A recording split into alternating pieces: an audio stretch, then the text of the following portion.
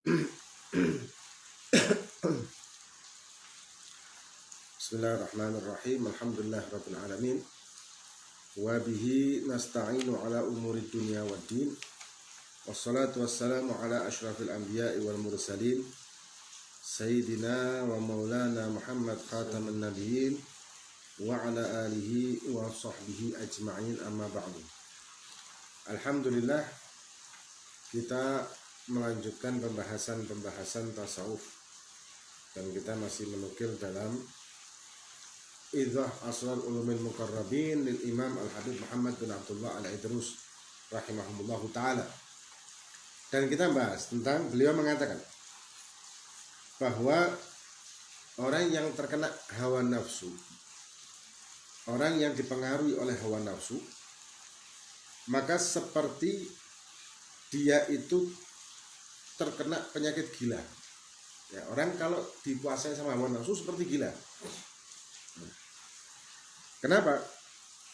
Karena hawanya ini mempengaruhi akal pikiran sehatnya dia, hingga dia melakukan apa saja yang menurut dirinya itu benar, tapi padahal bukan dirinya yang menganggap benar, tapi hawa nafsunya yang menjadikan benar. Makanya dikatakan syabihatun bil junun, ya, menyerupai gila. Dan mereka, yang repotnya lagi, la yahissu biha, tidak terasa seseorang itu ketika sudah dikendalikan oleh hawa nafsu. Orang kalau sudah dikendalikan oleh hawa nafsu, dia tidak terasa kalau dia ini sudah dikendalikan. Jadi hawa nafsu ini bisa mengendalikan diri kita, dan akhirnya kita memandang diri kita ini dengan benar, padahal hawa nafsu yang bikin seolah-olah benar padahal salah.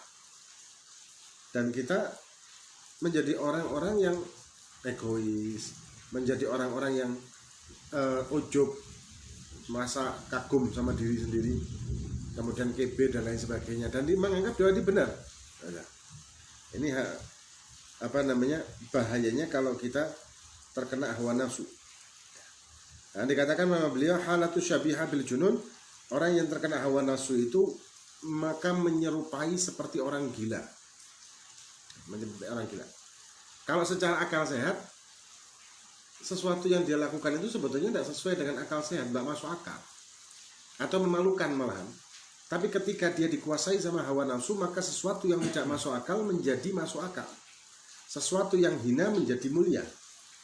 Padahal orang lain memandang dia hina, tapi dia memandang dirinya seolah mulia. Nah, ini hawa nafsu. Kemudian dikatakan oleh beliau, ya, fatara min haula'il masyayikh asy-syuhah al-musinnin qad ughirru bi jami'il mal, Kamu bisa melihat banyak orang-orang yang sudah tua, tapi dia sangat kikir sekali, dan dia ini sudah berumur, dan dia tidak mau mengeluarkan uangnya untuk di jalan Allah, tapi dia tertipu untuk selalu mengumpulkan uang tersebut.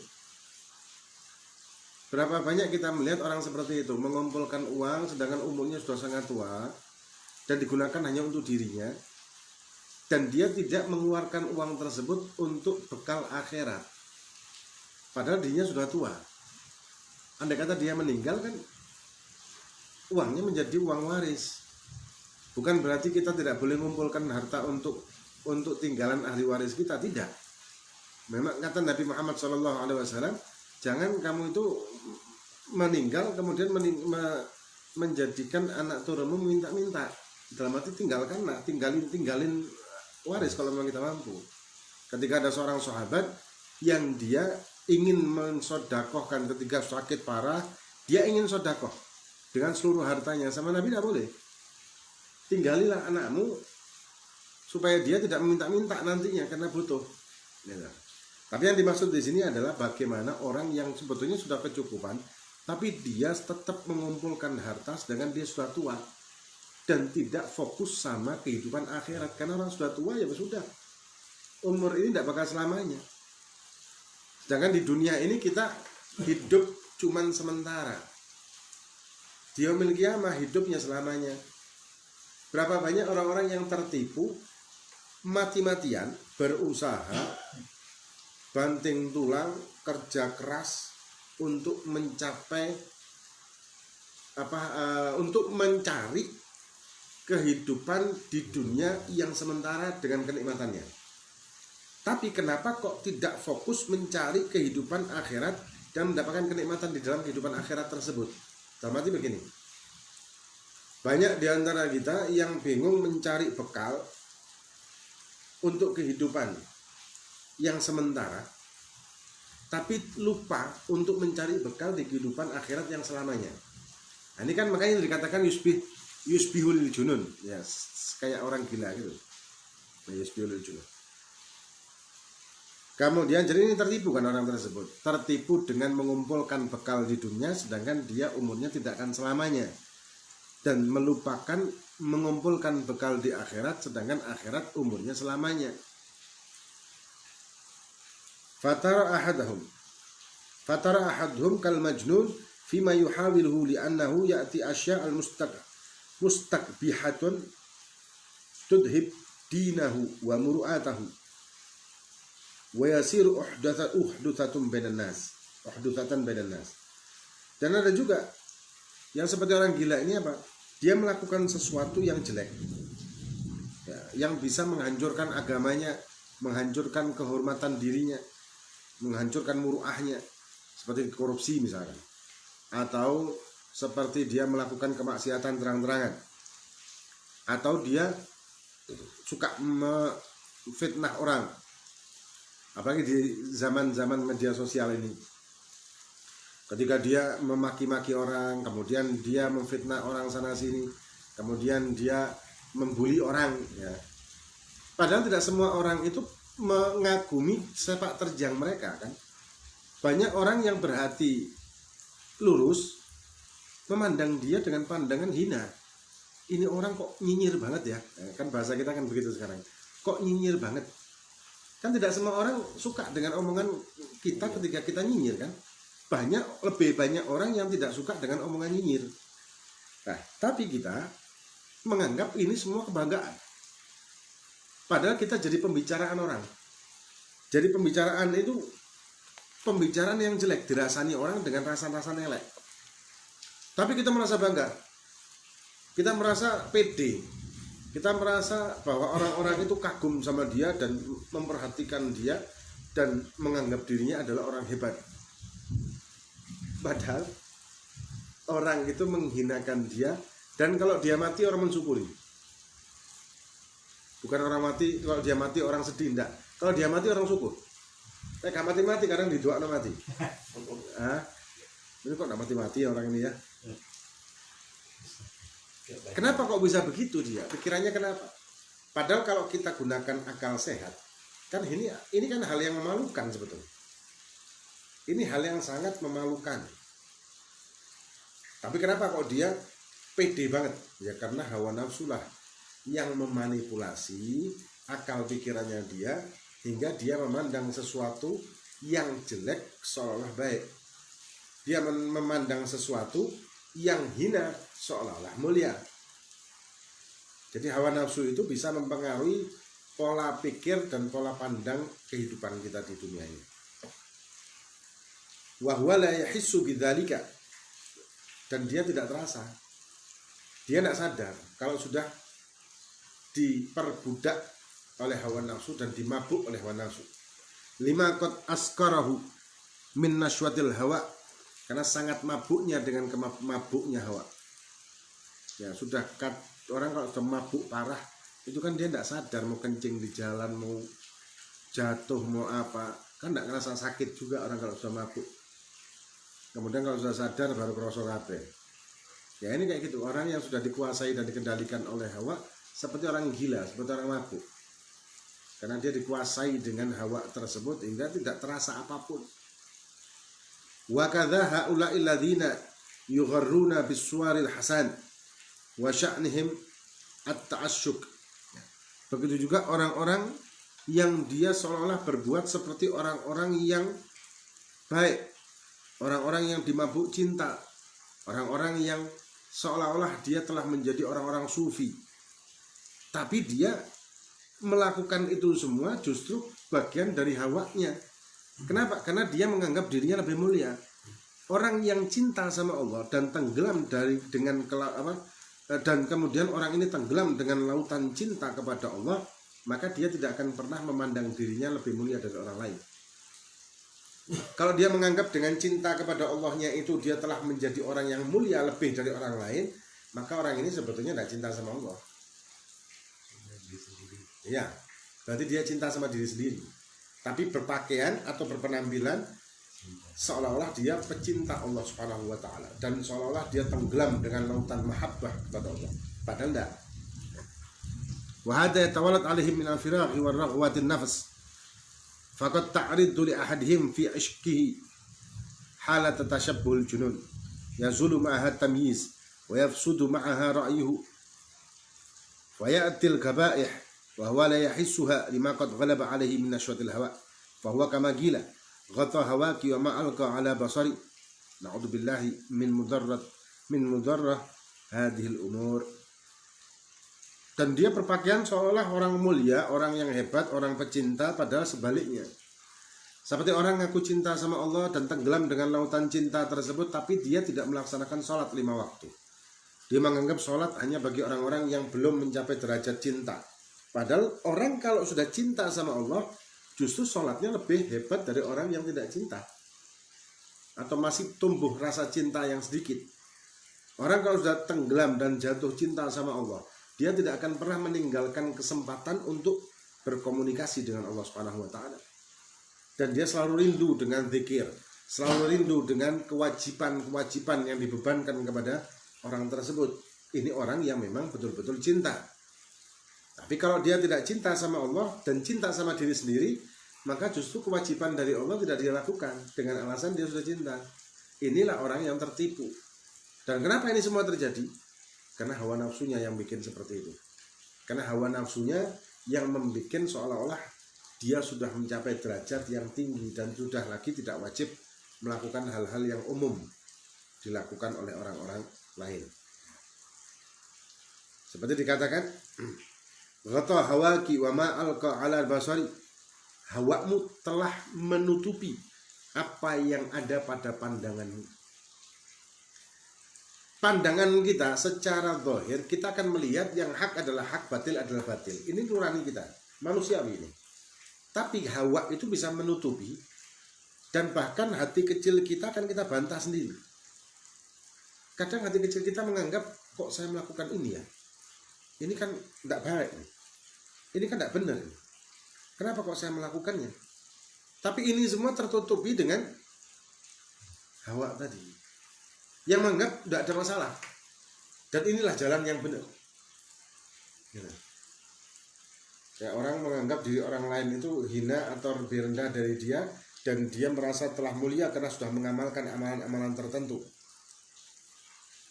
Kalau hati kecilnya, loh kok saya merasa lebih mulia dari orang lain, tapi hati kecil tersebut terbantahkan oleh tipuan hawa dan menganggap bahwa apa yang dia rasakan di hati ini hanya godaan saja, padahal itu bisikan hati, jeritan nurani yang memang merasakan ketidakberesan tapi ditutupi oleh hawa. Maka itu hati-hati kita terhadap hawa, dan kita harus selalu memantau hati kita dan menjaga hati kita. Bahkan di sini disebutkan oleh beliau di beberapa pasal setelahnya, jagalah hatimu seperti menjaga bola matamu. Orang menjaga mata ini kan betul-betul kan orang kelilipan atau apa langsung kan refleks, mesti kan matanya ditutup. Kalau ada apa kan matanya ditutup karena takut kena mata. Biasanya umumnya kan seperti itu. Jadi orang kalau refleks biasanya lebih cepat dia melindungi matanya. Ya, maka maksudnya Habib Muhammad ini, jagalah hatimu kayak kamu menjaga matamu. Betul-betul kamu jaga. Karena hati ini bisa menjerumuskan kita atau bisa juga mengangkat derajat kita di sisi Allah. Jadi tergantung kita mengolahnya seperti apa. Tergantung kita manajemen hati kita seperti apa. Dan tergantung kita menghadapi godaan pada zaman ini seperti apa. Karena godaan-godaan pada zaman ini sangat luar biasa sekali. Untuk memicu hawa nafsu pada zaman sekarang luar biasa. Kalau zaman dulu kita bisa menyombongkan kalau ketemu orang. Kalau sekarang kita bisa menyombongkan dengan update status yang dibaca ribuan orang. Iya kan? Kita bisa update status dengan kesombongan. Kalau dulu ketemu orang paling banter 10-20 setiap hari. Dan kita menyombongkan hanya ke beberapa orang itu aja kan. Kalau zaman dulu tidak ada HP, tidak ada medsos, tidak ada ini. Tapi kalau sekarang kita bisa menyombongkan dengan update status. Alhamdulillah, saya barusan merasakan lezatnya khusyuk di dalam sholat loh. Ngapain juga? Alhamdulillah, sekarang lagi tahajud. Alhamdulillah, sekarang lagi merasakan kenikmatan zikir. Alhamdulillah, Allah telah mengangkat derajat saya menjadi wali misalkan. Ini ya lucu banget kayak gini ya. Orang melakukan amaliyah yang hanya diperuntukkan untuk Allah Subhanahu wa taala, ngapain pengumuman? Ngapain pengumuman? Kecuali kalau misalkan dia mengajari orang, mendidik orang dengan menyuntukkan dirinya, misalkan santrinya. Ente orang harus melakukan begini supaya kamu bisa merasakan kelezatan, kenikmatan. Dan kemudian dia menceritakan dengan tahadus bin ni'mah. Ya, bukan maksud untuk kesombongan, tapi dia untuk menyuntukkan dan memotivasi santrinya atau jamaahnya supaya dia juga merasakan hal yang sama. Bukan dia membanggakan dan menyombongkan dan merasakan kemuliaan, bukan. Harus ada pembedaan untuk itu. Kalau kita merasa mulia dan kemudian kita menyombongkan dengan update status kita, ini bisa menghilangkan amal yang kita lakukan. Hilang amal yang kita lakukan. Walaupun gugur kewajiban kalau amal itu wajib ya, tapi fadilah keutamaannya hilang, manfaatnya hilang. Memang hawa nafsu ini sesuatu yang unik, dan Allah Subhanahu wa taala menciptakan hawa nafsu dengan keunikan tersebut. Fungsinya apa? Banyak yang bertanya-tanya. Kenapa sih Allah menciptakan hawa nafsu? Karena Allah menaruh hawa nafsu ke jiwa kita sebagai ujian bagi diri kita, atau kalau bahasa mudahnya uji kelayakan untuk kita mendapatkan ridha Allah yang eksklusif. Karena keridhaan Allah ini sangat mulia, keridhaan Allah ini sangat-sangat luar biasa, dan kita tidak akan mendapatkan keridhaan Allah Subhanahu wa taala kecuali kita mendekat kepadanya. Dan kita tidak akan bisa mendekat kepada Allah kecuali kita sanggup selalu berusaha dan waspada dengan mengendalikan hawa nafsu di dalam jiwa kita. Kalau tidak, maka sampai kapanpun kita tidak akan pernah mendekat kepada Allah. Nah, menakutkan lagi, hawa ini bisa membuat suasana seolah-olah kita telah dekat sama Allah, padahal tidak. Ya. Seolah-olah kita menjadi orang wali, padahal bukan. Orang wali min aulailah tidak akan mengaku dirinya wali. Bahkan dirinya sendiri tidak tahu kalau dirinya wali. Dan kalau kita lihat para aulia-aulianya Allah Subhanahu wa taala, tidak ada kesombongan bagi mereka. Yang ada adalah keluar biasaan dengan tawadhu dan akhlak. Di Indonesia banyak para aulia, para habaib yang masya Allah, yang istimewa. Para kiaiat yang masya Allah, yang istimewa. Ini semua tidak ada mereka punya kesombongan atau punya menunjukkan apa yang menjadi kemuliaan bagi dirinya, kan enggak. Andai kata dia ceritakan tentang peristiwa-peristiwa yang khawariqul adahnya, itu pun untuk tahadus bin nikmah atau untuk memberikan motivasi kepada santrinya. Atau kadang-kadang khawariqul adahnya itu diceritakan sama santrinya, bukan dia yang cerita. Biasanya setelah meninggalnya beliau. Walhasil na'udzubillah min mudarrati hadhil umur, dan kami berlindung kepada Allah Subhanahu wa taala dari bahayanya perkara ini. Dari bahayanya perkara dikendalikan dan dikuasai oleh hawa nafsu di dalam jiwa kita. Karena ketika kita sudah dikuasai oleh hawa nafsu, maka kita menjadi orang yang seperti pemabuk atau orang gila, yang sebetulnya kita tahu yang hak mana, yang batil mana, tapi kita seperti tidak mampu untuk lari dari kebatilan. Seperti kita tidak mampu untuk menuju ke kebaikan. Seperti kita tidak mampu untuk menggerakkan tubuh kita, jiwa kita, bahkan pikiran kita untuk tidak melakukan hal yang dimurkai oleh Allah. Seperti tidak mampu, seperti disetir. Nah, itulah orang yang sudah dikendalikan oleh hawa. Kalau kita tidak berusaha berjuang betul-betul, maka ya sampai kapanpun kita menjadi budaknya hawa. Ya. Wallahu a'lam. Cukup ya? Hah? Lanjut atau cukup? Ini belum ngopi semua nih kayak ini. Hah? Udah jam segini. Wallahu a'lam. Insyaallah kita lanjut yang akan datang. Moga-moga bermanfaat bagi kita di dunia wa dunia wal akhirah. Wallahu a'lam bissawab. Fatihah dan Allah fatihah bi din ta'ala hadikum salihah. Wa ma sallallahu alaihi wasallam wa alihi wasallam. Wa sallallahu alaihi wa sallam. Al-Fatihah.